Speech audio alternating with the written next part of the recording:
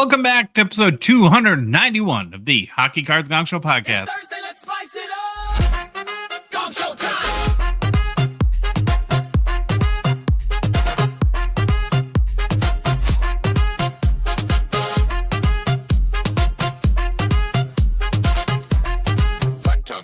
Josh, bring the fire. Louis got the flow. Feels hip swinging like a Latin pop show.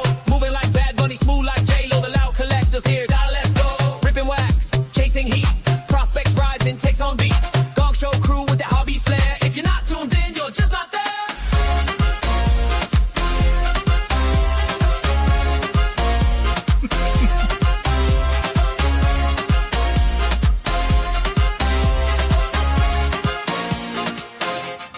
Gong Show time.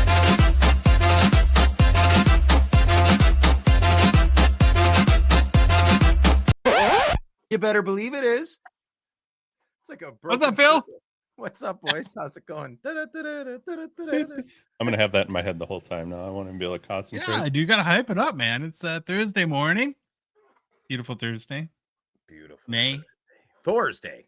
Norse god Thursday. of the Vikings. Yeah. Mm-hmm. Hi, Louis. What up? What you doing? Just writing notes for more things I want to say. Oh, great. Yeah. Yeah, I huge gotta show today. follow up on something else I brought up the other day. Ooh, I got some Can't wait. info. can't wait. Phil's gonna think I'm picking on him, but I'm not. I never, ever think you're picking on me. And if you are, good for you. It's my love language, Louis. Can you make him cry? That'd be great. Nope. Good for ratings. Well, I only cry in the shower. You'll never see that. Or will you? Yeah. All right, huge show today. Lots of stuff planned. Phil, what's going on tomorrow night? Friday nights with Phil. Well, Friday nights with Phil, as usual, always consistent, and you can always rely on it. We've never missed one that I know of. We might have done it on a Thursday, but this Twice, I Friday, we're gonna have a great guest. Maybe I figured out the problem. It's the hockey playoffs, right? So Oh. our guest tomorrow isn't a Leaf fan or any other team fan.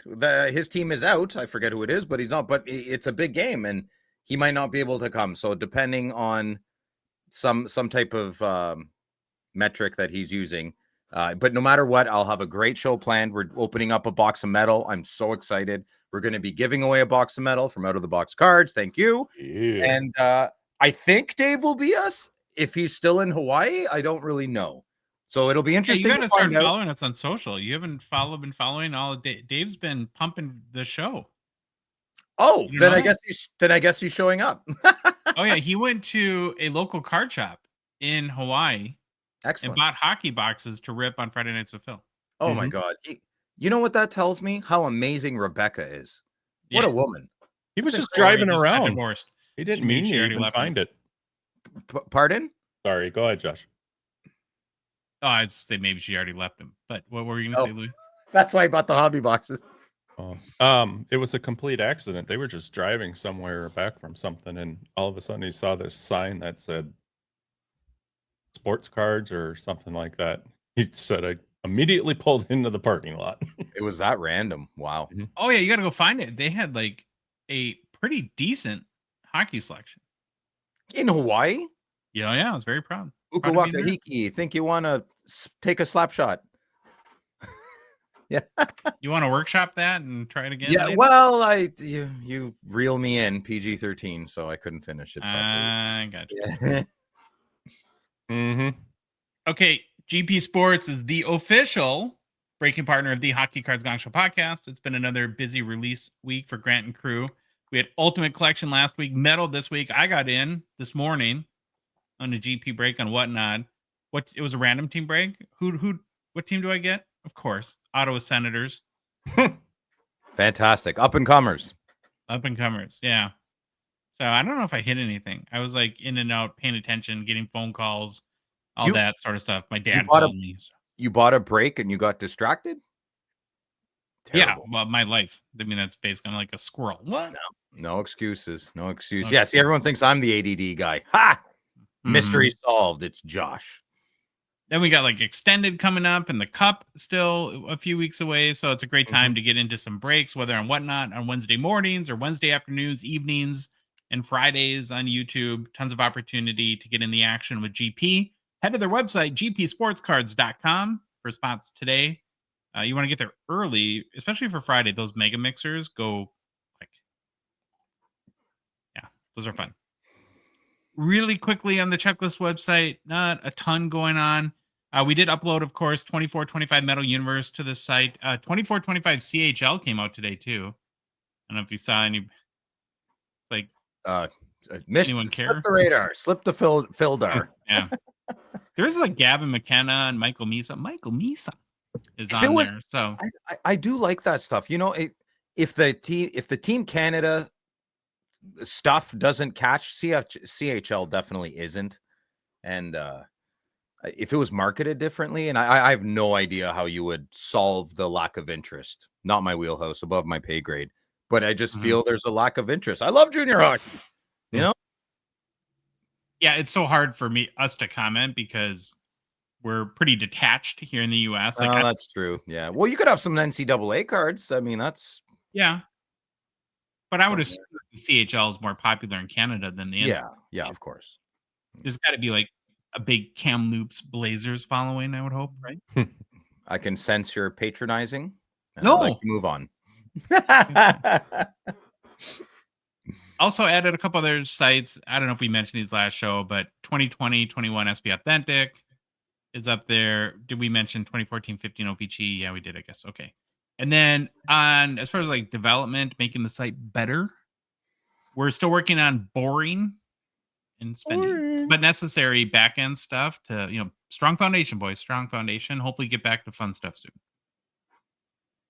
Then lastly, before we get started, a reminder that this show, the Hockey Cards Gongshow podcast, is a Patreon podcast. That means we need the support of listeners and watchers like you to help us cover our show expenses, produce more and what we hope to be better hockey card content, and then fund initiatives to grow the hobby, like Rip Party coming back in November. You can support us via Patreon. It starts as little as $5 USD per month. You can be one of the first 299 supporters of our show. You get access to our Discord server, which is completely popping. We got some announcements coming there soon with some Discord exclusive content that you'll get access to. And it's very easy to do. Just go to our website, hockeycardsgongshow.com, click on the Become a Patron link at the top of the page, or go to Patreon directly, patreon.com, search for Hockey Cards Gongshow. There's a link in the show description, in YouTube, and the podcast apps, and then our TikTok, Instagram profile too. Okay, Baba Louie, should we roll with the game plan, buddy? Go with it. Game plan time. So starting off with get to know your Hall of Famers. After that, it's a hobby deep dive, playoffs edition. Following that, we get into some hobby news. Then after that, it's non-patch Relics ranked by our one and only Josh. You guys can make fun of me. Like, I'm sure you will. Even though you'll agree with me, you'll make fun of me just to hurt my feelings. Right. Absolutely. Then it's new product releases. Then personal pickups. And that's it. Okay. Get to know your Hall of Famers. It's funny. We just posted to Instagram a clip, I think, when we did Charlie Conacher, and somebody comments that I can't believe you guys know nothing about vintage hockey players. And I'm like, how do you know you don't know, right? That's kind of the point of the whole series, is to learn more about these guys, right? And I'll never apologize for what I don't know, and it kind of makes it fun, right? It's awesome. Yeah, that's the definition of a peanut gallery comment. That's someone who needs to go outside and make some real life friends. Oh, they did it in a nice way, so it wasn't done in a mean way. It usually is nice, yeah.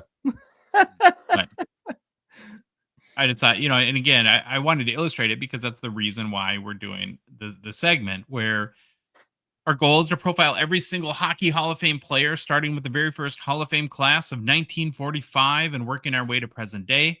Currently, we're in the class of 1961, and today we'll profile our third player from that class, Percy LeSueur.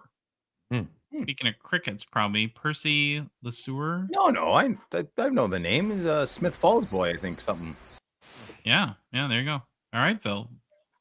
We've already improved our standing in vintage player knowledge, I guess. Oh, there we go. I I'm will- right. I didn't think I was right. Yeah. Okay. Percival Saint Helier, is that how you say it? I guess. LeSueur lived from 1881 until 1962, lived 80 years, was born in Quebec, and passed away in Hamilton, Ontario, where Phil wants a new NHL team. LeSueur was not a big dude, 5'7", 150 pounds. I was goaltender, a pretty small goalie. And in a career that lasted from 1903 until 1916, again, so that predated the NHL, which started in 1917, he played for the following teams: the Smith Falls Seniors. There it There you is. go, Phil. Ding, ding, Yeah. ding. Ottawa Senators in a number of leagues, the ECAHA, the CHA, and the NHA, which was, again, the precursor to the NHL, the Toronto Shamrocks, and Toronto Blue Shirts. Now, as he and George Hainsworth in the 1961 class were both inducted as goalies, they were the 5th and 6th goalies ever inducted into the Hockey Hall of Fame. While with the Smiths Falls Seniors, LeSueur and his team challenged the Ottawa Senators for the Stanley Cup, and the Ottawa Senators featured the Silver Seven in 1906. And while Ottawa prevailed, the Senators prevailed, LeSueur was so impressive that the following year he would join the Senators and would remain with Ottawa through the 1913-14 season, serving as captain for 3 of those years. He'd win 2 Stanley Cups as a member of the Senators. And in the 1914-15 season, LeSueur was traded to the Toronto Blue Shirts for Fred Lake and $300. Probably was more significant than it back then than it seems today. He played the next 2 seasons in Toronto before effectively ending his career in 1916 by enlisting in the Canadian Army and serving in World War I. After the war concluded, LeSueur would return to the game of hockey, but not as a player. He'd do just about everything else. He was a coach, a manager, an arena manager, a referee, and even a hockey journalist. He's an importer, exporter. Art Vandelay Industry. Oh, I got one of your references finally. You did. Took a year, but it happened. Rubbing off on you. Why should you care about Percy LeSueur? Percy LeSueur was a pioneer of goalie equipment. LeSueur was one of the first goalies to experiment with a modified gauntlet glove, adding padding to protect his hand from shots. That makes sense. A precursor to the modern catching glove. Before this, most goalies wore standard player gloves with little protection. LeSueur also modified his leg pads to be wider and better shaped to block shots, which laid the groundwork for future goalie equipment innovations. His versions were more protective than the cricket-style pads most goalies wore at the time. Cricket style? I'm going to assume that this picture the good listener is listening to is widen the pads to make them not cricket-like, right? Maybe. I don't know. Yeah, maybe. That's crazy. But he even worked with the local saddler to help him build these modified pads. Though the modern curved stick blade came later, LeSueur was among the first to custom shape his goalie stick blade slightly to help control rebounds and direct the puck, a novel concept at the time. In the early days of hockey, teams had short benches. LeSueur once skated out as a forward when injuries struck, even while still being the team's primary goalie, showing his athleticism and versatility. He studied angles, opponents' tendencies, and positioning decades before goalie coaching was a thing. He was praised for being a methodical and analytical in net, giving him an edge over the more reaction-based goalies of the era. This is wild. In an outdoor game in Quebec during the dead of winter, temperatures dropped so low that LeSueur's wool sweater and pads froze stiff. During intermission, his gear had to be thawed by a stove in the locker room so he could move for the second half. He returned to finish the game and won. Now, NHL teams fly in private charter jets today, and his jersey was frozen stiff. They got their Bunsen burner on the plane with the USB socket. LeSueur was named team captain of the Ottawa Senators while still playing goalie, a role almost never given to netminders. It showed his leadership and respect in the dressing room and around the league. And he was tough too. In an era without masks, LeSueur once took a shot directly to the mouth, lost a tooth, and kept playing. He reportedly shoved cotton in his mouth to stop the bleeding and told the trainer to hold off for now and return to finish the period. An early example of classic goalie toughness. Of course he And did. one of the most what? Of course he did. It's hockey. Yeah, there you go. In one of the most memorable games of the 1909 Stanley Cup Challenge Series, LeSueur stood on his head against the Montreal Shamrocks, making dozens of stops with little protective gear. The Senators took the cup, and reporters praised LeSueur as a human wall, leading to the nickname Peerless Percy, gaining traction in Ottawa papers. You know, I will admit I'm a little embarrassed. I don't recognize the name from an Ottawa Senators point of view. I recognize the name because I could be wrong, but I'm pretty sure, isn't he the goalie that Frank McGee lit up in a Stanley Cup final for 4 goals when he played for the Smith? That's when I said, oh, that's the Smith Falls guy. That's what I was implying. I wasn't implying like I know he's a Sen. I have no recollection that he, well, obviously I wasn't even sperm then, but I'm just saying, I don't recognize him in a Sen's point of view. I thought he's the goalie that got schmuckered by Frank McGee in the Stanley Cup Finals. So maybe. Yeah. We played a long time ago. So let's look at his hobby market. So basically, his playing cards are in the first 3 hockey sets. And the first one being the 1910 C56, card number 2, right? So we talk about Frank Patrick being the very first hockey card. Well, Percy LeSueur is number 2. That's a great card. That is an amazing card. I want that sweater.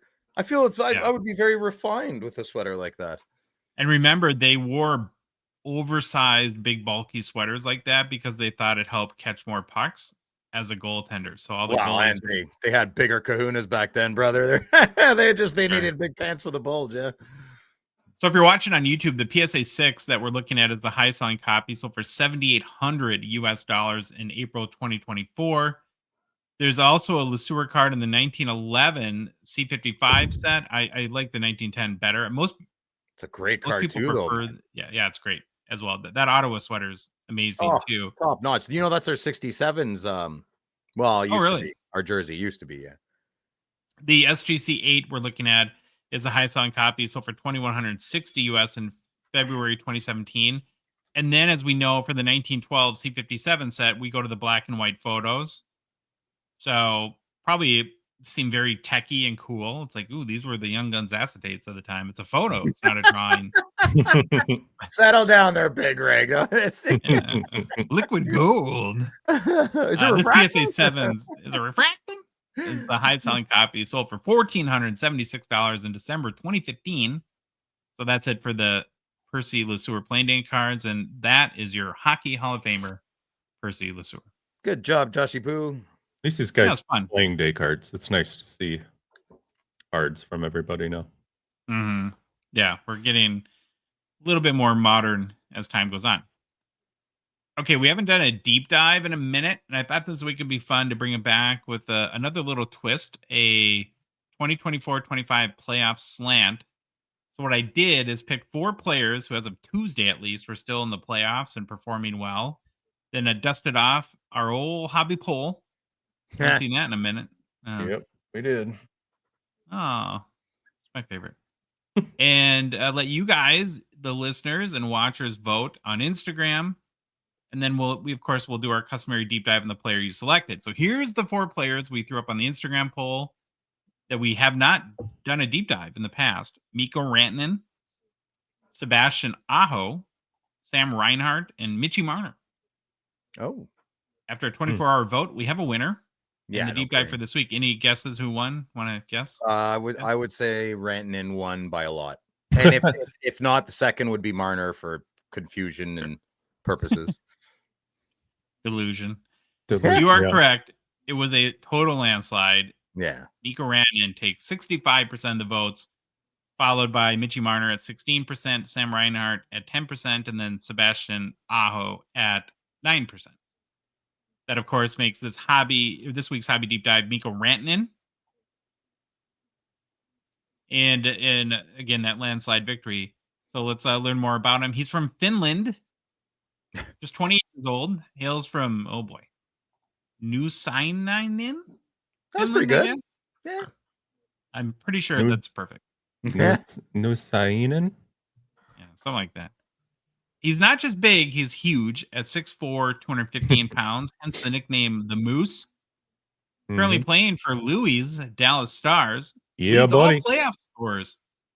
9 goals, 10 assists for 19 points and 11 games played. Holy moly. Yeah, it's crazy. That's pretty dude. awesome. That is awesome.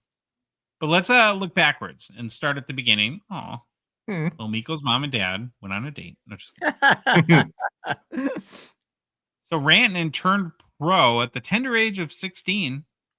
While Phil was trying to get a girl to give him that first kiss, Mikko Rantanen was already a professional hockey player. All right, settle down. Made his debut at 16 for HCTPS. Thank you for the acronym, Finnish League. I appreciate that. In the Finnish SM Liga League. Now, he'd scored 2 goals and add an assist as a 16-year-old in 15 games played. Despite his age, he played with poise and physicality against grown men, a strong indicator of NHL potential. Brandon was used in all situations: power play, penalty kill, top line checking roles. His versatility and two-way play were really developed early. That's kind of a theme as you look at his whole history in hockey. Now, in his draft eligible season, when he was still in Finland, the 2014-15 year, Rantanen posted 9 goals, 28 points in 56 games for TPS. Extremely solid numbers for teenagers and what's known primarily as a defense-first league. Like they really, all these like Selke guys now are the Finns, right? Like they really stress the defense over there. The two-way game, 200-foot game. He served as an alternate. He's a complete What? player. Complete He's a player. complete player. Yes. Served as alternate captain too, showing leadership despite being one of the youngest players on the roster. While still playing in Liga, he was a fixture on Finland's U18 and U20 national teams. He captained Finland to the 2015 World Juniors, where he posted 4 points in 5 games, continued to show leadership beyond his years. Looked a lot younger then, holy moly. Yeah. Now, heading into the 2015 NHL draft, here was the basic scouting consensus on Mikko. Looking at strengths at 6'4" and over 200 pounds, he's one of the more physically developed forwards in the draft. Scouts like he had already played against men in Finnish Liga, notching respectable numbers, known for smart, calculated playmaking, especially on the power play. Strong puck protection skills, smart reads in all 3 zones. Could play both wing and center, although he primarily became a wing later. And then versatile, again, was used in all phases and specialty units for TPS and Team Finland. At weaknesses, scouts pointed out skating, his stride and top-end speed were seen as average compared to other top 10 prospects. Scouts questioned whether he had the explosiveness to dominate offensively at the NHL level. Oops. Ew, swing and a miss on that one. Holy moly. Yeah. Some viewed him more as a high-floor second-line playmaker, not a franchise cornerstone, and others wondered if he could be more of a complementary piece than a driver. Now, when we were looking at draft rankings going into that summer's draft, the NHL Scouting Central for international skaters, he was ranked number 1 internationally. Bob McKenzie from TSN had him in the 8 to 10 range. ISS Hockey, number 7, and Craig Button from TSN compared him to Mikko Koivu. Basically, was a comp. A lot given bigger for- than Mikko Koivu. Yeah. Well, and he scores goals. Well, Mikko Koivu Yeah. was only there to win faceoffs. That's why we paid Good him point. Good $1 point. million a year. Rantanen would end up being taken 10th overall in the 2015 draft by Colorado.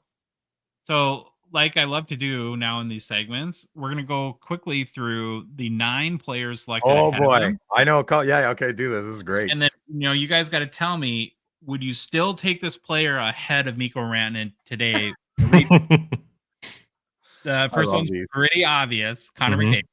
Yeah. Yep. We're sticking with McDavid, right? Jack Eichel? Nope. Oh, man, this is I don't know. That's, you know what? I'm not gonna say no quickly. I think about that one. You got to go with your first instinct. You can't ponder it. Just Okay, let Louis, it out. I would normally agree with you, Louis, but this is different. It's tough. Okay. That one's. Eichel is such a strong. Here we go again. He's a really two-way good player. That it's and he's well- and Eichel has overcome massive adversity in a variety of different categories. I don't think Fair. McDavid would have walked Rantanen like he did Eichel. Ooh. Shots fired. Okay. Dylan Strome. That's an easy one, right? Mm-hmm. Strome's good. He's fine. When's Marner? I thought Marner wasn't third. Nope. Oh. Mitchie Marner's fourth. Oh. Are you taking Marner over Rantanen? No, I know the draft here pretty good. That's all. Go ahead. Okay, well, you got to answer though. Are we taking? No. Who are we taking? Rantanen No, or Marner? I'm not taking Marner. I'm taking Eichel way over Marner. Yeah. We're talking about Rantanen. We're not talking about Eichel. I know. I'm just showing you the level of. I don't have the Oh. vocabulary to show you how much more I still don't would get take it. Rantanen over Marner. Yeah. Put the green suit back on. Oh boy.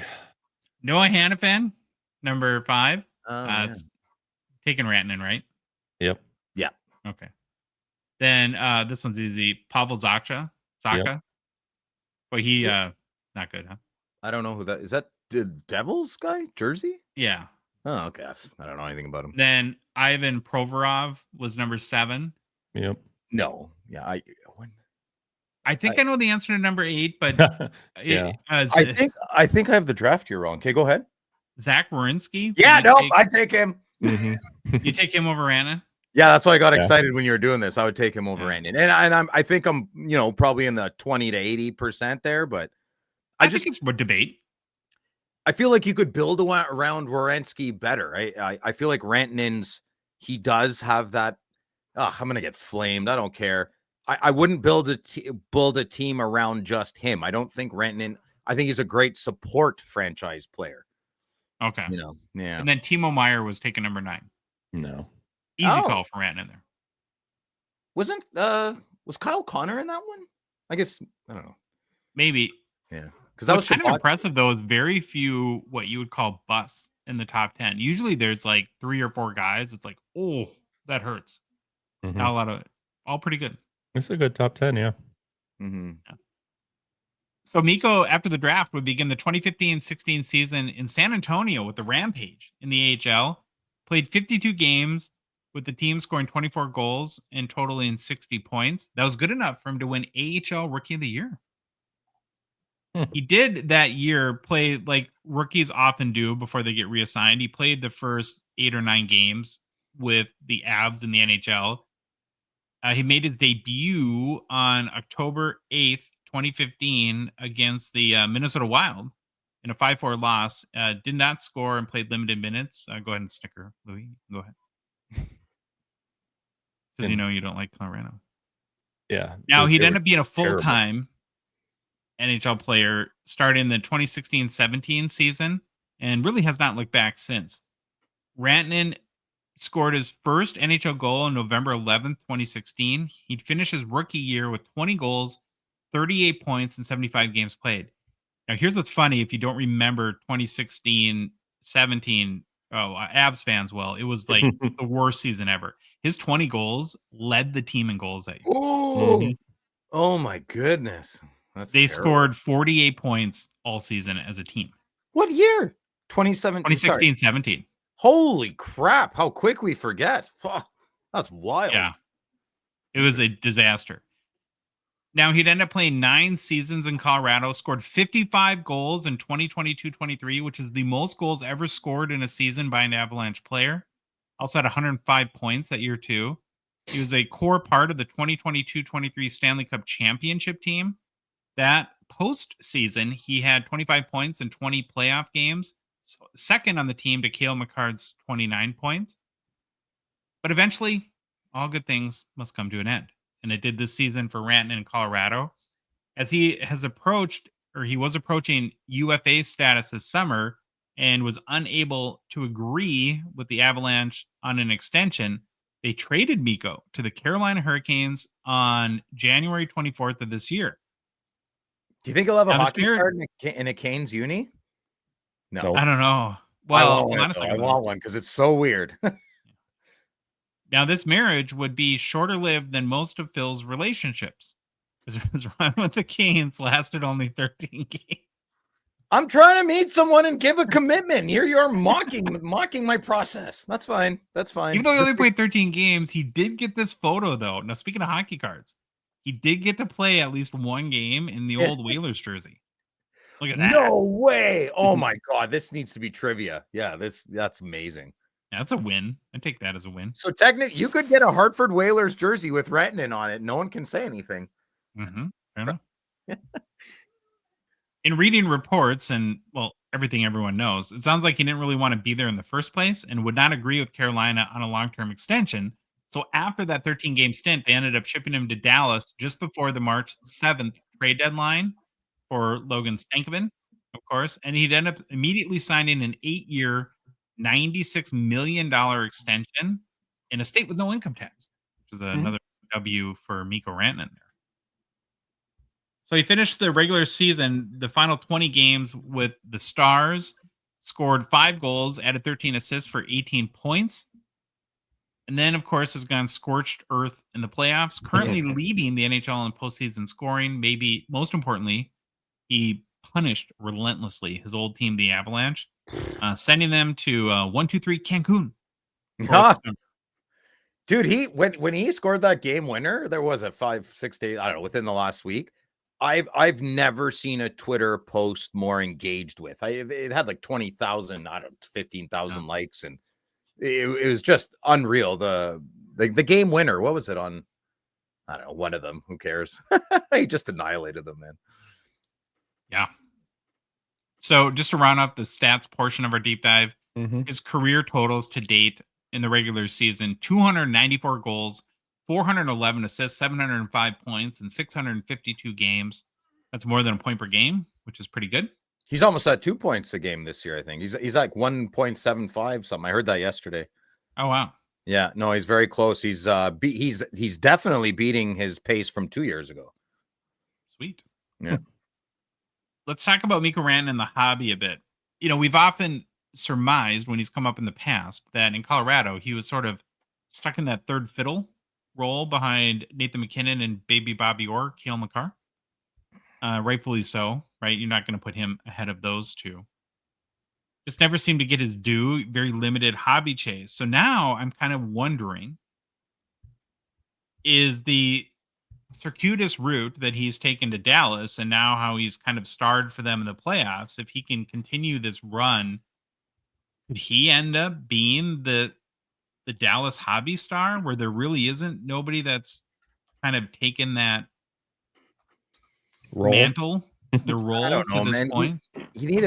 I don't know much about him, but isn't he more reserved? Like he doesn't have a very enigmatic personality or I always think that matters a little bit. Not that Gretzky did and McDavid does either, but when you're kind of on the fence. Yeah, when you're on the fence, and if he had a big personality like Sean Avery or PK Subban or something, right? I'm just saying bombastic type of. Yeah, of course, I think he would definitely be a big superstar in Dallas. Plus, he's Finnish. I mean, what like Patrick Laine's more of a hobby hit than Ray. I mean, he's not, but sometimes it feels like, right? These the Finnish guys like Barkov's Finnish, right? He doesn't get any hobby love. Jari Kurri, no hobby love. Well, Teemu Selanne gets a lot of hobby love. Sure. Yeah. Well, you're a big Dallas fan, Louis. What do you think? Oh my God. You lost me at Dallas fan. What do I think about what? Rantanen? Louis blacked out. No, I don't think the thing about him being on Dallas now that helps though is he won't be that lost player behind with Makar and McKinnon. You know, he'll stand out now, and I hope it reflects on his hobby, stuff too. I'd lean towards it won't. I really don't think. I mean, we're all heavy emotional, more an emotional state during the playoffs. Come a regular season, they'll be like, Mikko, who? What? Koivu? No, Rantanen. Oh yeah, what about him? The one thing though, on a team loaded with talent, like we could go through, there's all these guys, J-Rob, Wyatt Johnston, Ottinger, Rope Hintz, Miro Heiskanen, on and on. And nobody's really like emerged as like the hobby guy where people say for a while. I think we thought it was J-Rob more around his rookie year, but that Yep. has really faded as of the last 18 months or so. So I don't know. I mean, maybe if he mans them to the Stanley Cup, that's what it would take. I don't know. Yeah. Yeah. He's just seems very vanilla and bland Sure. personality. And I know McDavid is also, but there's a difference. You know, There is. I love him. I think Rantanen would be a great. I mean, Dallas Star patches are great. You know, Yeah, maybe his hobby market won't just blow through the roof, but I don't think he'll be that unknown anymore. Sure. You know, who in the bottom of your country there geographically is a huge hobby star? The Floridas that like there isn't one, is there? Like Gretzky with the LA Kings. Okay, anyone else in the southern balmy states? Where are the big hobby guys? Probably nobody. It depends how technical you want to get with Colorado, whether that's middle. That's not what I middle. mean. Don't Sure. take liberties at my lack of knowledge. draw a But line across the country from LA and go down. yeah, just you know, the not the South, but the South, right? Like, no, I know So you guys call us. Dallas, Tampa, Florida. Yeah. That'd be it. Now maybe Atlanta, as we talked about last. No, that's not gonna. I'll go right to Gary's house and I'll egg Blasphemy. his car or something. Yeah, no, that's not happening. I will not let that happen. Phil is saving America. Oh, Here we go. Lord help Well, us. Mikko Rantanen is a 2015-16 Young Guns PSA 10 pop 1,228, 45% gem rate, last sold for $198 US on May 13th. Now, over the past month, it's up 108%. Dang. Up 115% in the past 3 months. 52-week low, $67 US, 52-week high, 223. I mean, it makes sense, right? He's been a monster in the playoffs. Lastly, but not leastly, as per our tradition, we're going to look at the top 5 highest publicly selling Mikko Rantanen cards to date. And of course, any sale made on eBay within the 3-year look back window has been verified as paid for in Terapeak. Here we go with number 5. 2015-16, the Cup RPA at a 249. He's a 249er. BGS 9.510 sold for $2,459 US in April 2022 on eBay, I believe. Number 4 is the 2015-16 Young Guns High Gloss, which is out of 10, BGS 9, sold for $2,565 in March of 2022. That's it. Wow, that's cheap. Number 3 is the 2015-16 O-Pee-Chee Platinum Marquee Rookie Golden Treasures 101 PSA 7, sold for $3,171 US in April of 2022. Yeah, Not these bad. are like, I know these are big prices, but they're not. They're look Yeah. what we're like. Imagine they win the cup this year. So he's got 2 cups on 2 different teams. You get a golden treasure for 3 large. Oh, come on, man. It's crazy.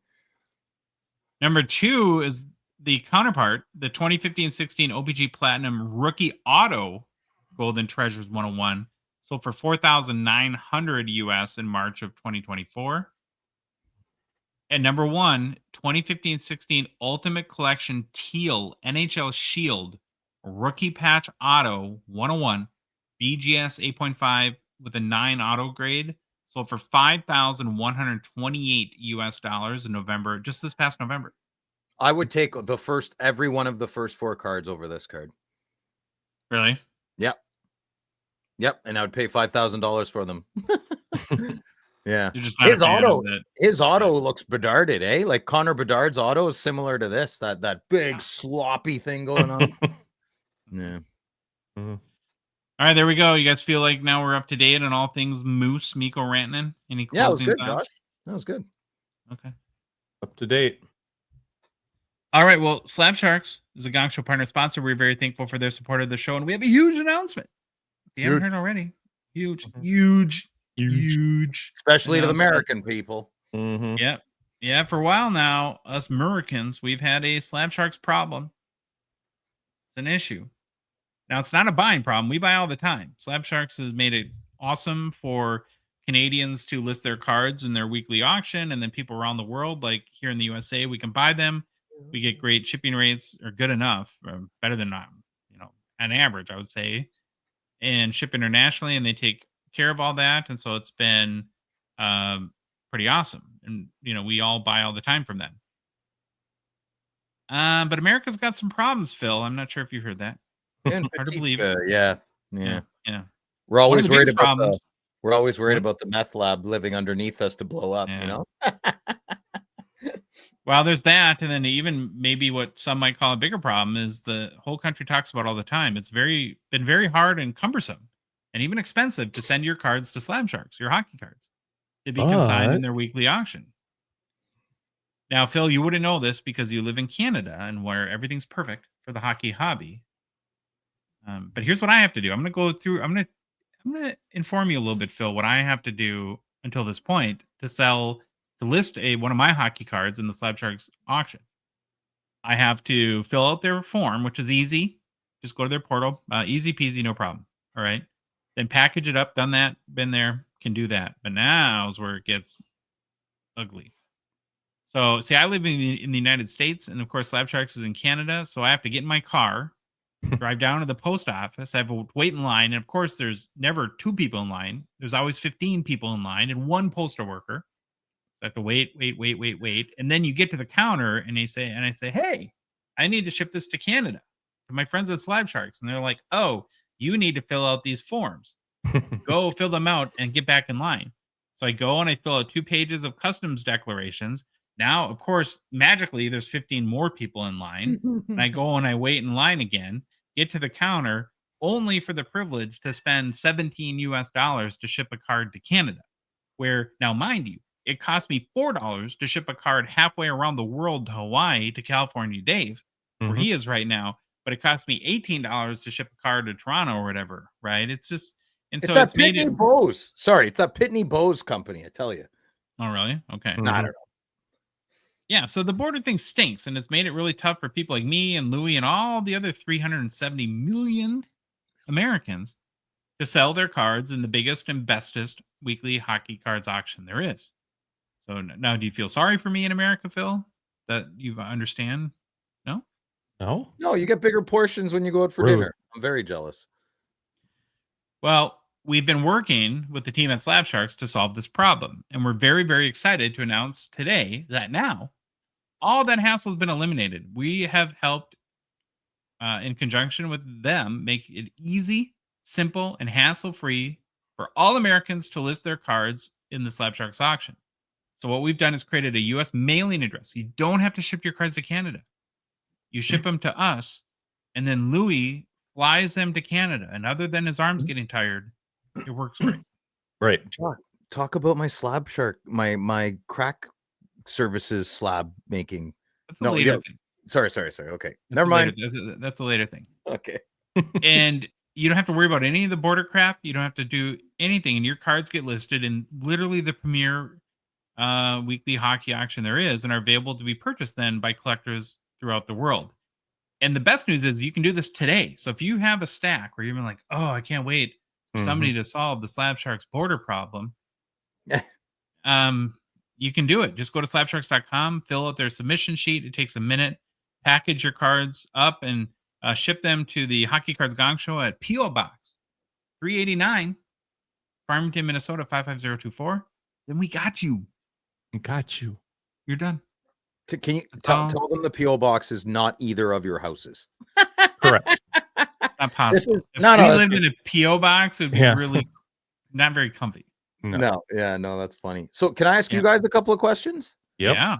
So why would an American with 12 times the 12x the ratio or the population of Canada, why would you guys want to send your hockey cards up here? Wouldn't you just have good success selling them on ebay.com?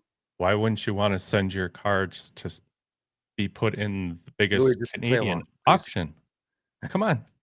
Yeah. The Slab Sharks Hockey. auction is they have to go to Canada to get in Slab Sharks, and then the other reality of the situation is, probably the most buyers are in Canada too. There So we getting go. listed Yes, in the we're all Slab up Sharks here. auction. That's why you want guys like me fighting over your cards, not some guy in Miami. Maybe. You know. Well, you should feel good about yourself, Phil. Like every proud Canadian, it's a huge achievement to solve a problem for America, and so Yeah. you've kind of finally, I think made Well, your there, family proud. we gave you penicillin quite recently in the last century or two, so that you're welcome for that. And then I'm Greek, so we gave you math. You're welcome. Democracy. You're welcome. In euros. Those are Oh, good. you gave us math. And with Good. You gave us a tzatziki sauce or complication. whatever you call it. Math is universal, Louis. You can always have more than one of something. Whatever you want to call it is. Anyways, let's move on.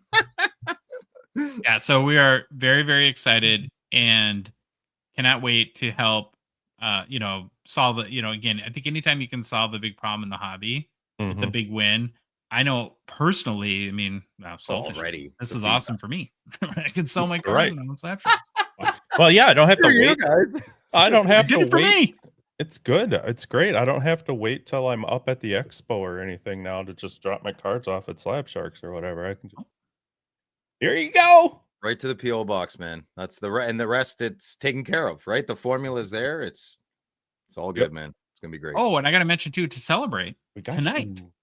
at 7 Eastern, yeah. we're going live on the Hockey Cards Gongshow Discord, Hockey Cards Gongshow YouTube channel YouTube to channel. follow the end of the auction, have some fun, muck it up with the chat, Casual. feedback. No outline, Josh. There needs to be no out. Louis, make sure Josh isn't organized.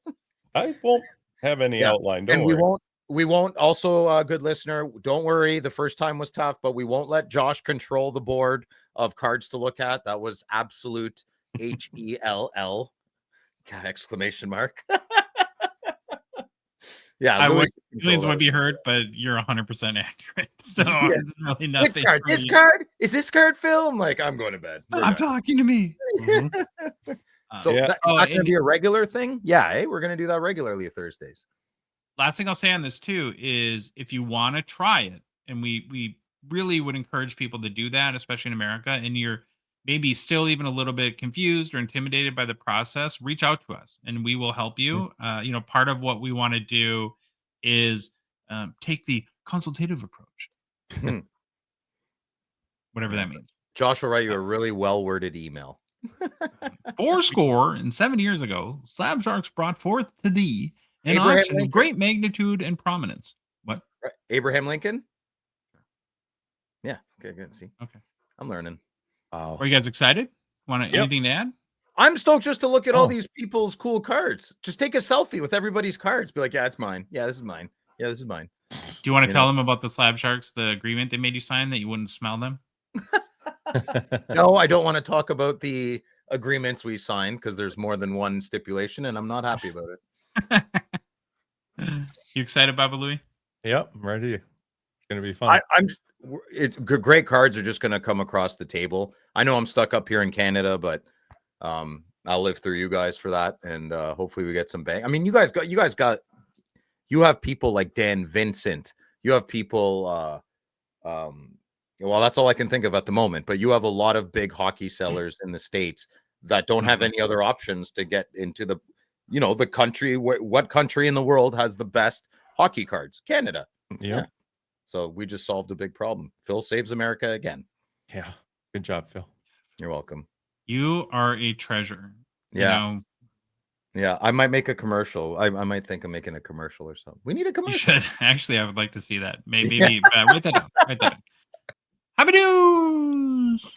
Hobby news. Hobby news. Let's talk some Pope Leo cards, hey? Okay. Oh God. Yeah. Yeah. Okay. To celebrate or capitalize, I guess, depending on how you look at it, on our new Pope, Pope Leo, Topps did last week a Topps Now release for their Topps Now Pope card. If you're not familiar with how Topps Now works, it's a kind of an open print run model where they give you an order window that for this card was from last Thursday through Sunday. And for roughly $9 US plus shipping, you could order your own Pope Leo card and even get a chance at a numbered parallel or a 101 superfractor or the Pope. And I think you immediately get into heaven if you hit that. That's what I heard. Don't say that. Some people believe you. Yeah.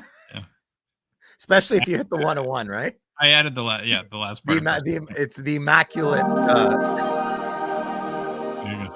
immaculate conception. Yeah, 101. Now, would you boys be shocked to learn that a record 133,300 or 535 copies of the Pope Leo Topps Now card were purchased in that 4-day No. order window. No That's way. awesome. Yes. Which is a new Topps Now record for any non-sports card.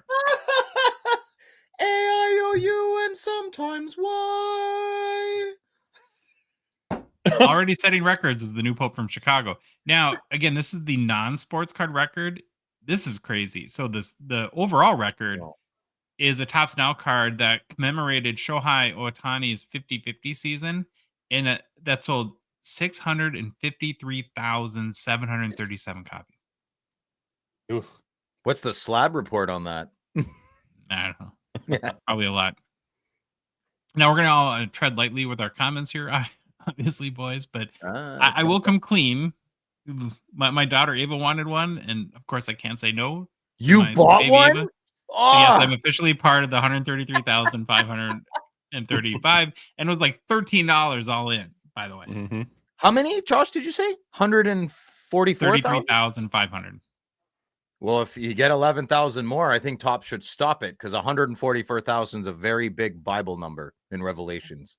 Yeah, that'd be really So I'm cool. if they stopped it yeah, there. maybe I'll get the 101 get into heaven, maybe not, we'll see. And of course you can already buy the cards on eBay for around $25. So nothing says capitalizing like profiting off the Pope, I guess, right? So you know what? Jeremy Lee Mhm. always says this. Cards are a beautiful part of history. Like I bought a Joe Biden card and a Donald Trump card at the expo because it's funny. And I'm not that invested in that stuff. And in 20 years, I want to go through an old box of weird miscellaneous cards and be like, oh yeah. So maybe, I take it back laughing at you about Yeah. the Pope thing. I'd probably No. pick one up too if I saw it for the right price, right? My favorite, and I'm not even really a fan. I'm actually very apolitical, but my favorite non-sports Topps Now card is the Bernie Sanders from the inauguration when he's sitting in the chair with the big mittens. That is the I love that. It's just so funny. I was Yeah. cold, and there was no mittens around. I had to bring my own. So Pope Leo setting records in the trading card world. So these stories are just a bunch of quick hitters today, but I think are Mhm. interesting. So are you guys familiar? We'll move on with the YouTube account, I guess, or company Complex. Have you heard of them before? No. Negative. So what they do, like I have a 19-year-old son, so I've been exposed to this, who's really into shoes and sneakers. So You've been Complex, exposed to a complex? yeah, Huh. pretty much. They do videos with celebrities that'll go into like one of these fancy sneaker stores where they buy $20,000 pairs of Jordans and spend tons of money, right? And Okay. they kind of do these videos following them around doing that. And they're very, very popular, get tons and tons of views. And so Fanatics did a deal with Complex where they're going to kind of do the same, right? Follow athletes and celebrities into card shops and where they buy a bunch of sports cards. And the first celebrity that they profiled was Tom Brady. And of course, though, he was buying in his own shop, Tom Brady's card vault, right? So there's a lot of Mhm. inside baseball going on with this, we know. But overall, though, I think it's worth watching. And Tom was pretty generous with his love of cards and going back to his childhood and showing his book as a kid of the Nice. cards he collected. And again, I'm not the sneaker demographic, right? This is more at a younger crowd. I just wanted to talk about this to highlight what I think is a perfect example of love them or hate them or whatever in between. Fanatics doing huge things for the sports card collecting hobby. This is the Absolutely. type of stuff that makes big time impacts and makes collecting and trading sports cards cool. To have Hmm. Tom Brady talk for a half hour about his love for sports cards. Could Upper Deck do that with Michael Jordan? Because we have him, right? We have him. It's like our team's got like our team's Upper Deck, right? So could they get Jordan on something like that? Probably. I mean, it'd be awesome to see hockey players. And like in the video, Tom bought a $7,500 Patrick Mahomes rookie, and they Rookie. kind of highlighted Oh, gross. whatever. But Sorry, again, I'm not a Mahomes guy. I got you. I just love this stuff. I think that this is the type of amazing marketing that we need to see more of. And whether Upper Deck can or will or does it or not, it's more of a high tide raises all ships, right? If collecting sports cards is cool to Tom Brady, it's cool to anybody. It's cool to pee your pants. Upper Deck's got something in the pipeline. They're not just sitting idle. They're working on something for sure. It might take a while, but yeah, absolutely. Yeah. Please. And, moving on. Oh, you got something, Louis? No, I just said, please, Upper Deck. You got to have something. So GameStop hit a milestone. I spent a little bit of time kind of digging into their business a little bit and was blown away. So they just submitted the 1 millionth card degrading to PSA. Yeah. And it took 7 months to do 1 million submissions. What a huge success for GameStop and, of course, PSA as well. Mm-hmm. Now, do you guys think it'll take more than 7 months for us to get our millionth submission in the United States? I think we'd all... Yeah, it might be a little bit. Yeah, maybe 70 years. Louis' arms are really going to be tired. Yeah. If that's the case. I think we can do it, though. Aim high, jump high. That's what I always say. Well, did you guys hear? You probably didn't because you guys only care about yourselves, but not you and Josh, but Americans. GameStop was rebought by a Canadian, I believe a Quebec entrepreneur, and we're turning all our GameStops in Canada back to EB Games, is what we used to call them. Electronic boutique. Oh, yeah. Yeah. Cool. So no more GameStop in Canada. Oh. That's what I thought we had here. Would this be a good question for me to ask Troy? But I thought it was Electronics Boutique or something like that before GameStop. There was another name, and I can't remember what it was. Oh, maybe. Yeah, did you guys have Radio Shack? Yeah. Of course. Oh, Radio yeah, Shack we was had the Radio bomb. Shack. Love that store. Yeah. Okay, so one kind of cute, or I think it's kind of cool thing that both GameStop and PSA collaborated on is they surprised the person who submitted the millionth card, and it was a gentleman named, I got in my notes here somewhere, Jordan Fong. Jordan Fong brought in a Pokemon card, of course, right, into California, and he was awarded free grading for a year through PSA. Oh, wow. Don't break the bank. I thought you were going to say for life. Should be. The limit. My cookie of the month club gives out free cookie of the month for life to their winners every year. You're not really in a cookie of the month club, are you? Well, obviously I get more than one cookie in the month, but yeah, I'm part of a cookie club. Really? What? Well, you're not part of any clubs? No. A cookie club? Yeah, I have cookies. I don't want to talk about this on air. What? Yeah, I have cookies. I got a little package. Cookies sent to me every month. Yeah. Okay. Okay. Okay. Now here's where it gets like wild to me. So I didn't know there's this many GameStops. There's 1,360 GameStops. So those are basically retail submission centers for PSA. And collectibles has really helped their business, right? So if you go back to Q4 2024, the most recent quarter, collectibles revenue made up 21% of the company's total gross sales. They had 271 million sales in the collectibles category. Wow. That is wow. That's a lot. Talk about it like a successful pivot, right? Because Louis, you're a bigger gamer than me. Phil, you don't seem like a big gamer, but from what I understand, that as most games are basically downloadable content at this point, it's sort of like the Blockbuster situation. What need do I have to go to a GameStop if I'm a gamer, really? Yeah. Unless I want to pivot quickly. Yeah, they pivoted. I know they went in like the vintage game route, right? And then pivoted into collectibles, and it seems like it was a real big move for them. This the slab submission's huge for them, man. Obviously, clearly. Look at. Can we talk about how this? If you said, can you send me a picture of a GameStop staff and employees in a store? This is you in California. They have the exact same staff that we have in Ottawa. They're identical. It's the same people. Well, I don't know. It's there's a shop culture to it, right? And I think this picture shows it.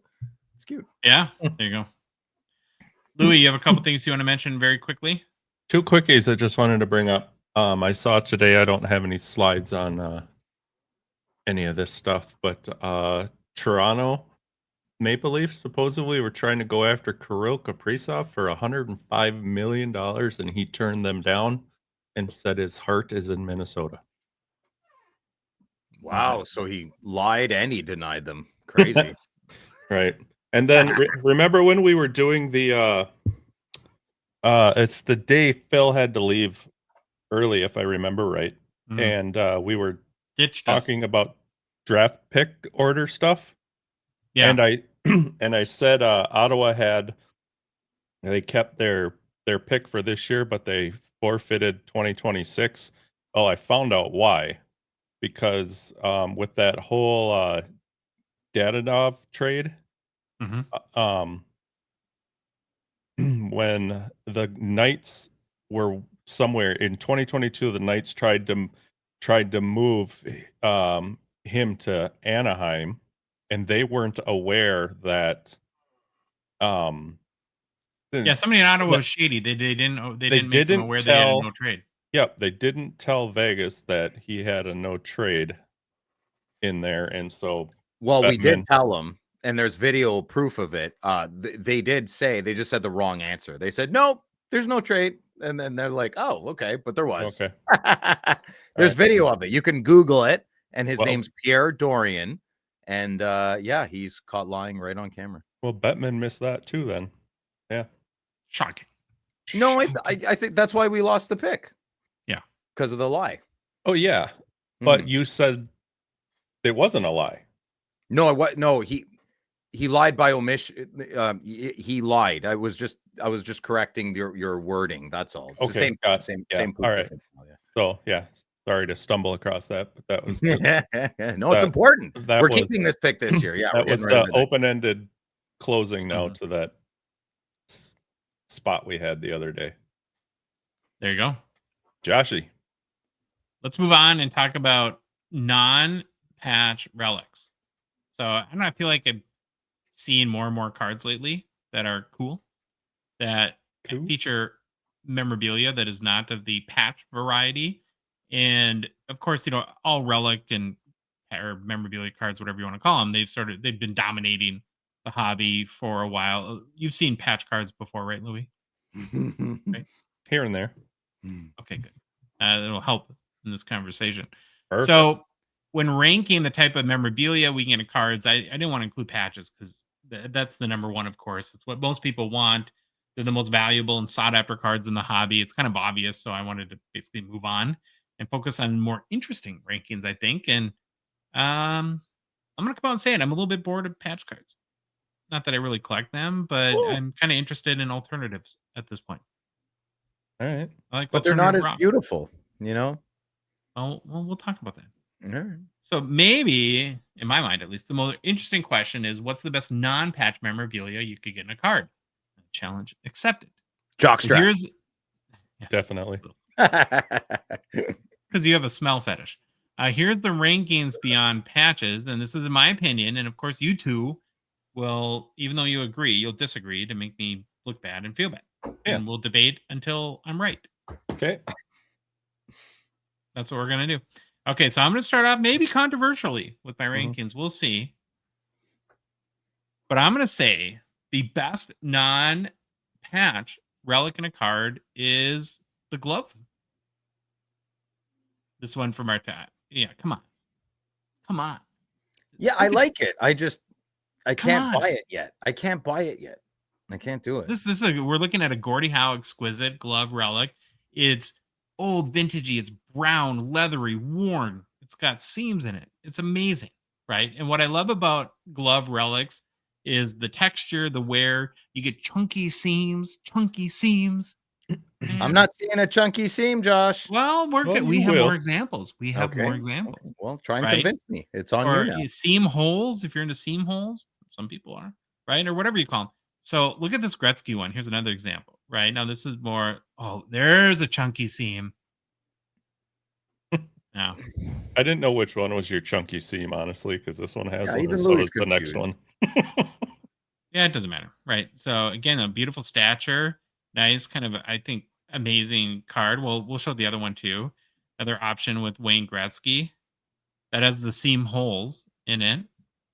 Right? Very popular in certain parts of nowhere. But I think are cool. And I also like that the well, first of all, I think I prefer these to patches now. Does that make me weird? Yes. Hmm. No, Okay, I it's think we had a couple more examples, but going that way. It's just preference. That's all it is. Mhm. You know, that's all. I can't wrap my head around it properly, but there's something I really don't like about a non-patch card. Maybe it's like 20 years of being programmed to liking them and Mhm. nothing else. And it's not gimmicky. It's their you know, glove. I have an effect on you over time. Get out of here. Listen, their gloves are more personal than their jerseys. So I don't know why I don't like them. And brown's one of my favorite colors. I don't understand. There's something not clicking in my head here. All right, well, then I got another like Supreme glove because you get a lot of variety. So here's like with the Easton logo in it. I think that's pretty cool. That's easier to like. Yeah, that's easier to like. Yeah. My favorite though are the more vintage, like the Gordie Howe or the Gretzky, the brown leather worn swatches. So I'm going with gloves for number one. That's me. Mhm. Just me. Yep. Number two, maybe still controversial. I'm going with goalie pads and a huge bonus when there's puck marks on it. Nothing gets me more excited than a goalie pad puck mark card. So check out some of these Supreme pads images. These came from hockeychocolates.com. Now here's Phil's boy, Joseph Wool. Look at that. That's pretty awesome. Yeah. That's Yeah, amazing. but is it squishy? Is the I want to feel the squishy pad. You can squish it. No, scratch I it, don't. I sniff feel it, that's whatever firm. you want. I feel that's firm. I don't feel that squishy. Yeah. So I have to touch it. I have to touch the Supreme The puck pad. marks, though, and see, like, here's the context I put this in. We're in this era of like beautiful patches. You're right, but they're player worn. They're pristine. They're probably number 88 on every player, right? Because that gives you the most patches of numbers, and it's all just like magical funny business. This card feels like, unless it's like somebody's like pucking a patch or a pad in the upper deck, shooting at Billy. the operations manager, right? This feels like Controversy. authentically game used to me, and I just love that aspect of it. I can get behind this card. It's cool. Like more so, yeah. Mm-hmm. So here's another all pucked up one from Flower. I like that. That's awesome. That's pretty awesome. Come on. I would even take a player. I would take like a Brady Tkachuk card with a piece of the pad from Robin Leonard. Oh my God. Allmark. Sorry. Jesus. Yeah. Well, they're both Swedish, whatever.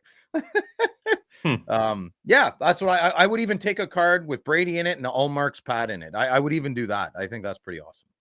I tell you what, puck and A, man, I'd have one. There we go. We're gonna do the puckin' puns. Mhm. Puckin' puns. Puck and puns.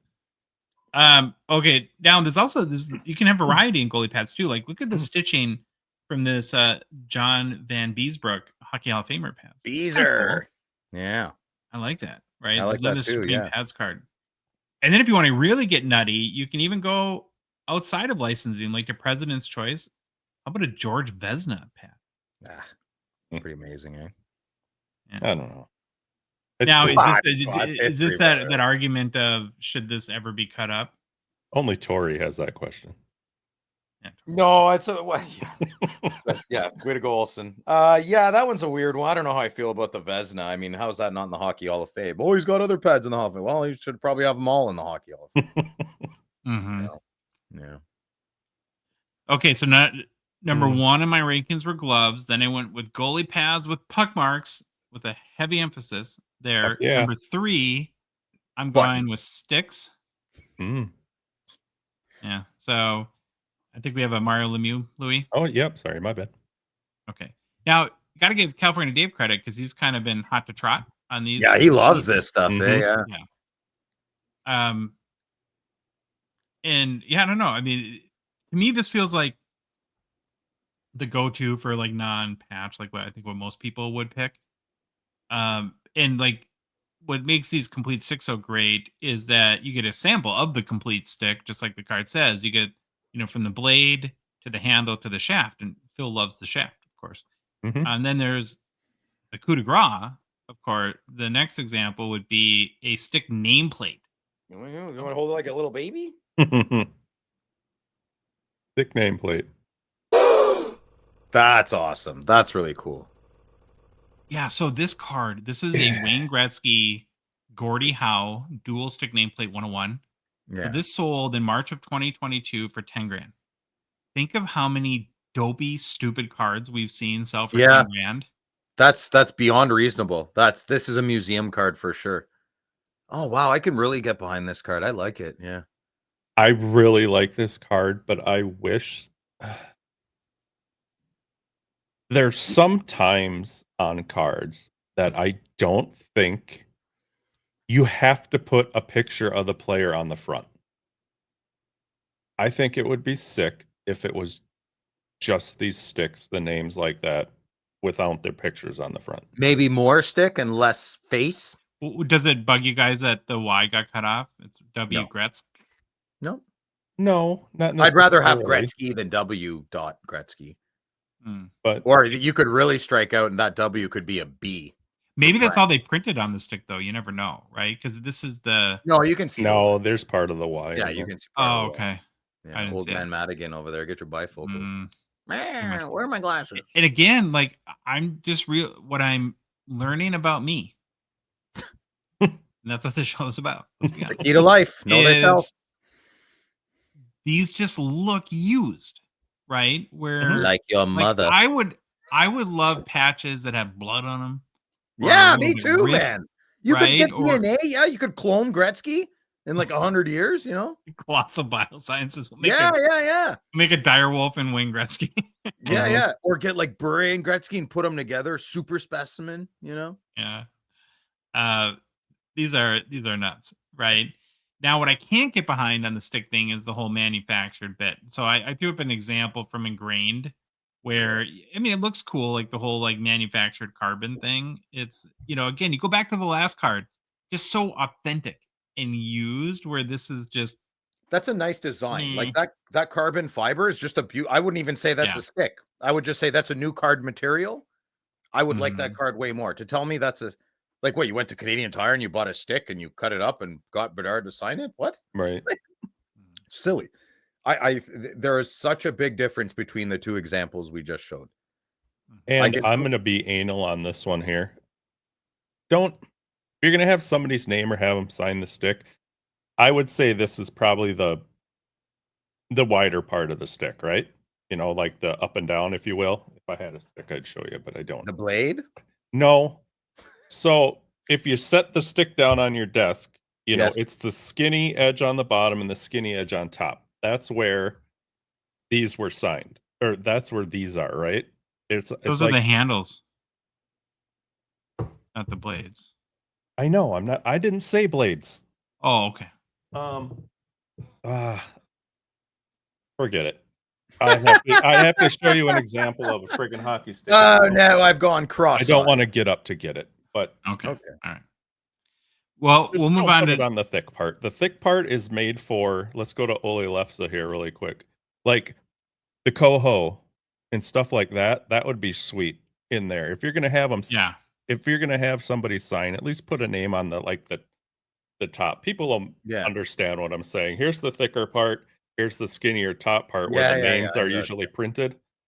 I don't know. We want more surface area for a better auto. Picky. Oh yeah, because that's beautiful. Yeah. So when you say stick memorabilia cards, I immediately think of Ingrained and think cards like this. I never think of the Howe Gretzky card. I don't even know what set that's in. I think that's in the cup. Well, I think that here's a little bit of an underlying premise of this conversation, in that it seems like jerseys are becoming a little bit harder to get. I think we're going to start to see more and more alternative relics. This is an Ingrained card. Oh, it is? Okay. Mm-hmm. Well, that's a good card to get in a $500 box. Got the logo down here. Deco hollow foil, as we learned from Billy on Friday Nights with Billy. Yeah, we're experts now. Deco hollow foil, premium petcha. Okay, we're at number 4. So the first 3 in my rankings are glove, goalie pad with puck marks, and then stick. And I'm going to go skate at number 4. Dumb. I didn't even know we had skate cards. Yeah, I think you can get nice variety in skates, and you don't see them very often either. In my cards. No, this looks like the inside of the tongue. Yeah. I wonder if it smells like Wayne's feet. In this, Yeah, ugh. McDavid. Sylvain would like them, but not us. Shots fired! Shots fired! That's not shots fired. He's very open about his desires. He likes feet. He desires them. Here's a.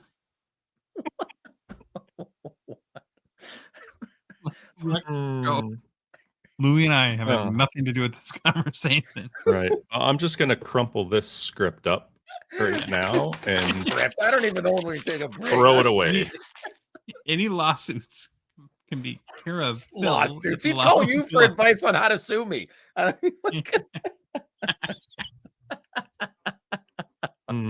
give it to him. Believe me, I would help him a lot.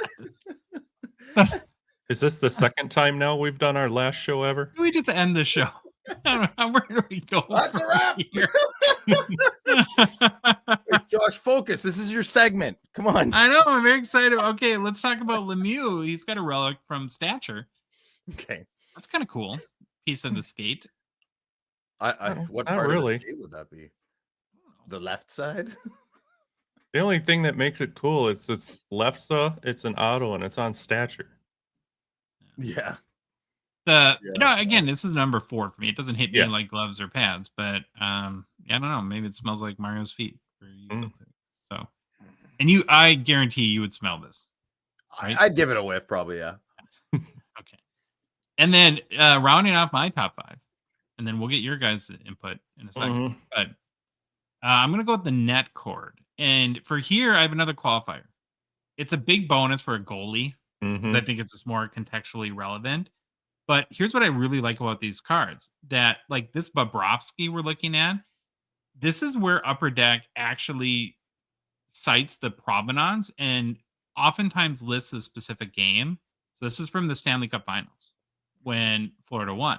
That's pretty cool. Right? And I just think it's awesome. And here's another example for non-goalie Connor McDavid, again from the finals, which they lost. But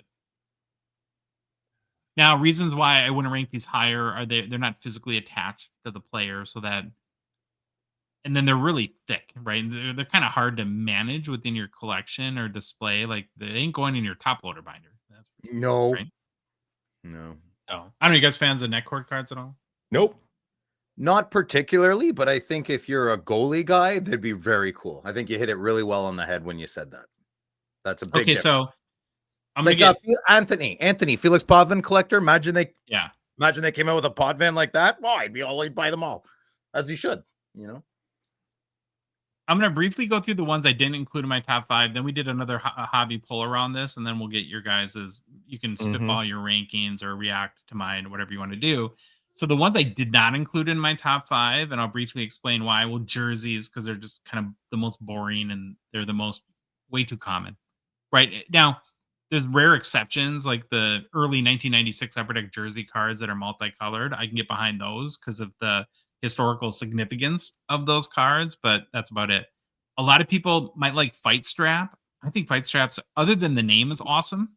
Yeah. They're the most boring, and it's crazy because like you think of sets like Artifacts where the out of 3 will be a Fight Strap, and then the out of 10 will be a beautiful patch. I'd much rather have the patch than this Fight Strap. They're just white and they look like straps, right? That's what they are. The button thing, I don't get the button at all. And again, that's another one where Upper Deck puts those in like the most rare parallels, usually of cards. I could see them weaning. I could see them weaning away from that pretty soon. Please do. It's so stupid. It's different. And then I did mention we did a little bit of, I wanted to do a hobby vote. So I did another Instagram poll. Now you can only get 4 choices, and I wanted to I don't know if I picked the right ones, but so we gave people between stick, glove, fight strap, and button. And what do you guys think? What do you think, Phil? If you said what's the best non-patch memorabilia? Stick, glove, fight strap. Or I would think stick first by a large margin, glove next. I'd say they're 1 and 2 are heavy, and then fight strap would probably be last, and button. No, button should be last. But I interchangeable, yeah. Well, you're pretty close. I mean, you kind of nailed it a little bit. So there you go, yeah. Of people said the stick, 28% said glove, 6% fight strap, and 10% button. So almost identical. I think that's my best answer ever. Yeah. Yeah, pretty good. Cheated. Yeah. So what do you guys think? Louis, you want to go first? You know, if you were going to buy a non-patch but a relic card, what's the type of memorabilia you most prefer? I would take the stick with the player's, name on it, like the Gretzky or the Howe or whatever. Can I ask a dumb question for the 4 millionth time ever on the show? Okay. Do they still print their names on their sticks? Yep. They must, right? Yeah, they must. I don't know, but I would think they do. Name and or number, because the trainers, the guys got to know which stick to grab. So Phil, what about you? What do you think? Are we ranking your list right now? Yeah, you do whatever you want. Yeah, so I'm that Gretzky Howe card is really sticking in me thoughts. I would have said goalie pads first. A chunky, soft, smushy goalie pad card would be first for me. If my hockey stick card can be like Louis said with the name on it, I'd like some type. You know what I think it is? It's they're not wooden sticks anymore. I think that's what bothers me.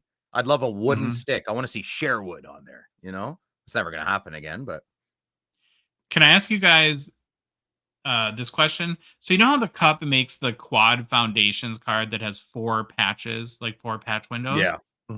Would you think it'd be cool if they had a version that was a patch, a glove, a stick, and a skate sort of thing? That's pretty cool. I think they should try You that. like that? Sure. Yeah. You know what? Can I tell you my idea? Yeah. I've always thought a few things. We're out of time. Yeah, hilarious. Oh, as we talk about game specific, remember how a couple of those net cord cards have the game specific date on it? Wouldn't it be great if somebody like, I don't know, pick who's got a heavy slap shot? Like, let's say Cale Makar took a slap shot and it broke the glass. Where do they put the glass? In the garbage. Well, I think Upper Deck should hire me. I'll stand there. I'll clean up the glass. And we should have a picture of Cale Makar's shot breaking the glass. And we can put the glass in the card. And the glass, so it's not perforated. It's tempered, right? So it breaks down in little cubes. It's not going to hurt you. Well, it might hurt you a little plastic. bit. It's not real glass, is it? Well, there you go. Yeah, but I wouldn't chew on it or anything. But I'm sure someone will. But that would be a cool card. Yeah. Well, man, your people ate Tide Pods. Like half your country, it all originated from there. So probably Florida. Let's be honest. What's wrong with Tide Pods? Don't eat them, Louis. It's not good for you. That's funny. I appreciate that. When was the last time a player slap shot broke the glass? Or a body check. You're telling me glass doesn't. I bet you the glass will break 50 times or 25 times in all NHL games. It doesn't shatter though. It mainly just falls out in sheets, doesn't it? Then you give me a better idea for a new card. Give me what? I can't think of anything. Like you laughed at the water. I thought the water was kind of cool. The puck. That's the stupidest thing. Game used water, ice. Come on. Game used water in the puck. I like That's so dumb. Stop. I can't. I'm getting dumber in this conversation. Okay. I like my idea. I think my idea is great. New product releases brought to you by our friends and partners at Mint Inc. Now's the perfect time to head to Mint Inc. in either their Vaughan or Davenport locations in the Toronto area. You get the slew of new product releases coming out every week. You can get your 24-25 Metal Universe hobby boxes, maybe get a liquid gold, a bullion, or one of the other microfiber, one of the other sweet inserts in the set. Of course, you can still pick up 23-24 Ultimate, which came out last week. And while you're there, check out singles, maybe drop off some cards for consignment or grading, pick up some of the tons of memorabilia they have. Maybe Johnny will let you try on the Batman mask. He won't let Phil, but maybe he'll let you. Oh, yeah. Okay. Never mind. He won't let you touch it. And if you're not in the GTA, right, Phil? You're not. If you're not in the GTA, mintink.ca is the website you need to know. You can get access to their complete suite of services and products anywhere in Canada. You can order hobby boxes and have them shipped anywhere in the country. Speaking of anywhere in the country, Phil hasn't taken a trip lately. Phew. Stay home. Oh, that'll. I can't. I love that more than that's my favorite part of this show. So you just. I'm worried. Yeah, he's gonna come back with a vengeance. It's gonna be a novel. War and Peace Part 2. It all started when. Oh boy. But today, Mhm. we're going to talk about the top 5 very early, way too early 23-24 Ultimate Collection sales. So Mhm. Ultimate's been out for a whole week. Yeah, we talked extensively about the risk reward of the 4-card Ultimate boxes. Phil, you opened up a box on your show. I did. It It was fast. great. Yeah. Mhm. You can hit a huge card or you get really skunked, but when you hit, you can hit very big. So we're going to take a look at the way too early A big hit. 23-24 Ultimate Collection secondary market sales, along with each's respective top sale. And of course, any sale made on eBay, and at this point, all sales have been made on eBay. They've been verified in Terapeak, and it's going to be a lot of Bedard, as you might imagine, but not solely Bedard. Oh. That little teaser. Number 5 is a Connie Bedsy autographed debut threads RPA out of 25, sold for $1,120 US on eBay May 11th. Pretty vanilla Bedard RPA, but I suppose that's the going rate. Look at his auto. It's like Rantanen's. Mhm. Yeah. Wait till Very you see the squiggly. next one. Oh no. Number 4 is the Bedard Ultimate Introductions Showcase Rookie Auto out of 5. Sold for $1,455 US. So this is not a patch card, just an auto card on eBay May 11th. These look really good. And you pulled one of these introduction showcase cards, right, Phil? Yes, I did. I Mhm. pulled. It's right here. Marilinen. Yeah, and they're pretty cool in person, correct? It's my favorite card in the box. Nice. Number 3, interesting one. Want to talk about this one. A Bedsy Ultimate Logos RPA out of 25. It's a patch auto, not a shield. Sold for $2,980 US on May 10th via eBay. Do you guys like patches in a window that's shaped like the shield? I don't. I don't like this. I like a good rectangle. Yeah, like a Parker's Champions rectangle. Yeah. Or I feel like the A craziest statue. I'll get is a gold parallel cup card. Yeah. The little ovally. That's as wild as I get with my Yeah. shapes. To me, this is like misleading. yeah, Looks like Shell gas station. kind of.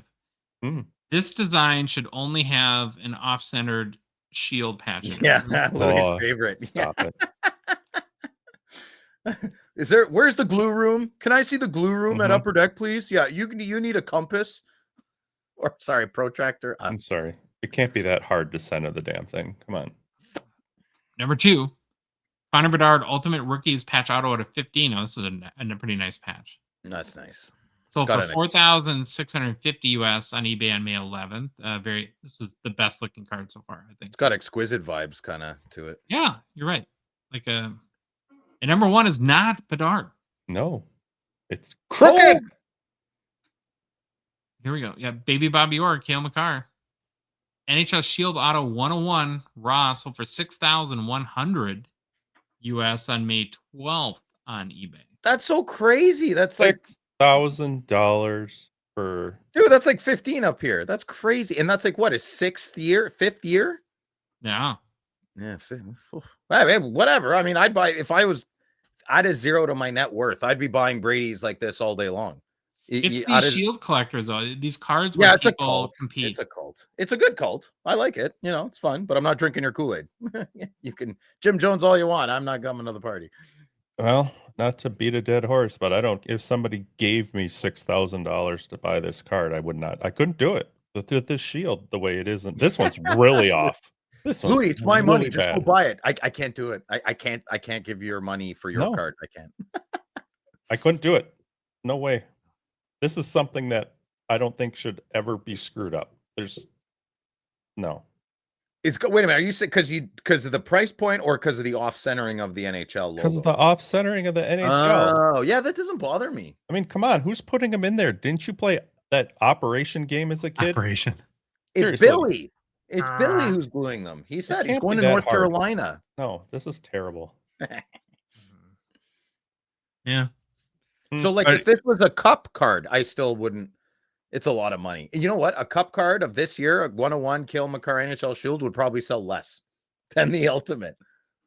Maybe, but I'd bet on it, right? I'd probably. Well, bet that's on what it. Ultimate. That's what Party Time Pat said on her show, right? That Ultimate is really known as the Shield set. Yeah, so, but that Mhm. shouldn't beat a cup card 101, but it does. Yeah, I don't know. I'm gonna beat the horse a little more here. Okay. Poor for the simple fact that this is a 1 of 1. That's a good point. Center it. Yeah. It's just one of him. Can you go back to the Bedard patch and show that they use the exact same card design for the shields? That's bothering me too, because that kind of, I think the shield, if it's such a huge card, like, so his 101 yeah. shield is the same card, just with the shield patch in it. And I don't like Yeah, but that. it's an like, ultimate logos though, right? I mean, it's got to be the same, no? they just Well, shouldn't have those patch parallels. Maybe the foiling is gold on the 101. Oh, I'm sure. Yeah. No, it looks pretty I gold there don't too.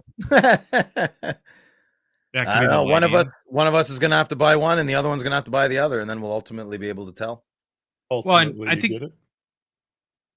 Moral of the story with this is that Ultimate does live up to its name. Like, you get 4 cards Mhm. for $150 to $200, depending if you're in the US or Canada, and you can hit a pretty big card for that, or get kind of nothing.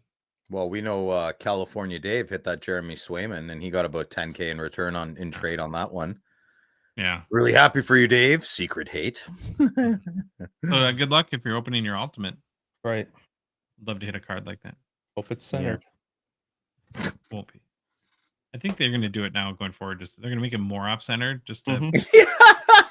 They're gonna make every Absolutely. Mike Modano card off center. They're gonna give me. oh, a card. only Mike They're gonna Banano. be like, Yeah. Louis, hey, we've got a card for you to give you. It's gonna be like sideways and Don't open any of those Pro Set boxes I brought. They're all yeah, they're different.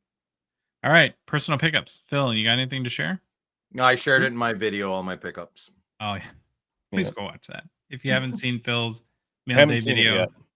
Absolute disaster, but we uploaded Make sure it you've anyway. peed before. You might pee your pants. It's awesome. Phil, you did a great job. Thanks, buddy. Louis, you got anything? No, sir. Oh wow. I Got a know, lot of my right? cards. I did. No, I didn't get. Don't. No, I didn't. Nothing today. Okay. I don't have anything in the pipe here coming in. So, All right. You quit the But hobby you- or what? no. Yeah. Oh, okay. Good. Be weird if you did. I Mhm. have 2 cards. I picked both from the same set. I picked up a 2015-16 O-Pee-Chee Platinum Grant Fuhrer Retro Orange out of 49. In a Leafs unit. This is super cheap. It was like $15. So it's like, how do you not buy Yeah. it? Oh, that's when they had the 75-year logo. Mhm. And then I got another goalie, Hall of Fame goalie for my set. Again, I'm doing the retro gold out of 49, the first 20 cards, which were all retired players. And I needed the John Van Beesbrook, which that's a Beezer. nice looking card too. I don't think there's ever been an episode we've mentioned Van Beesbrook twice. No. Yeah. First time for everything. Is he your new player collect, Josh? No, I'm just collecting this set. I know. I just Yeah. said that. They're good. You really need to get this one. Yeah, Hey, it's a bad bird. one. Yeah.